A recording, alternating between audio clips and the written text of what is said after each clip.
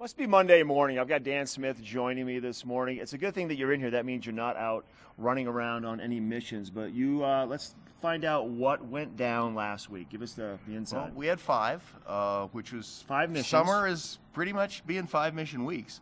4 were mechanized in one way or another. We had a stuck vehicle, a lost ATV, 2 wrecked dirt bikes that people had gone north of Eagle and Separate ones. No, they were together. They were and together. They wrecked together. The dirt bikes that ride together wrecked together. Apparently, They wrecked together. They wrecked together, and we sent folks out to get the riders out. Had an automobile accident we had to help our friends in fire on, and then we had 1 lost hiker, Cross Creek, which is kind of par for the course. But one thing that popped out of these missions is there seems to be an expectation out there that all the technology you see on television, most of which is fake, is out there in reality. We don't have a satellite. Now, they're a bit too expensive for us.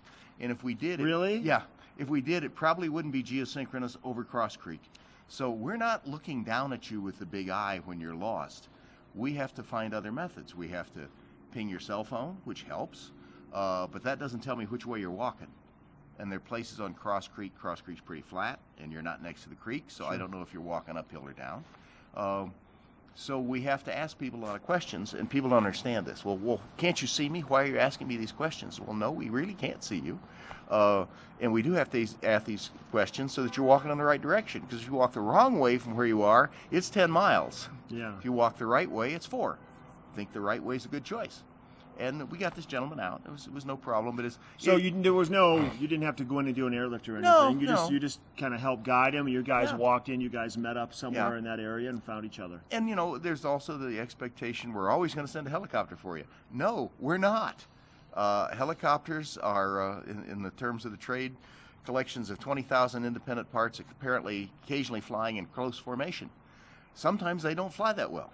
You don't take the risk of aviation unless there's a reward for it. Right. If we can do it on the ground, if we can do it with the Mark I hiking boot, if we can do it with an ATV, if we can do it with a snow machine, we're going to do it that way. If we do it on skis, we're going to ramp up the level of the response based on the condition of the subject or the weather or a number of other factors. Helicopters are really the last thing we fly. Sure. Now, around here, we fly about 20 times a year out of 100 missions. That's too much, but you have a tool, and the tool's sitting there, and it's willing to be used. It's a judgment call, but it's the expectation. We many years ago had a group lost out on Lake Creek, and they called in, and they were actually perhaps beyond their prime, and were tired.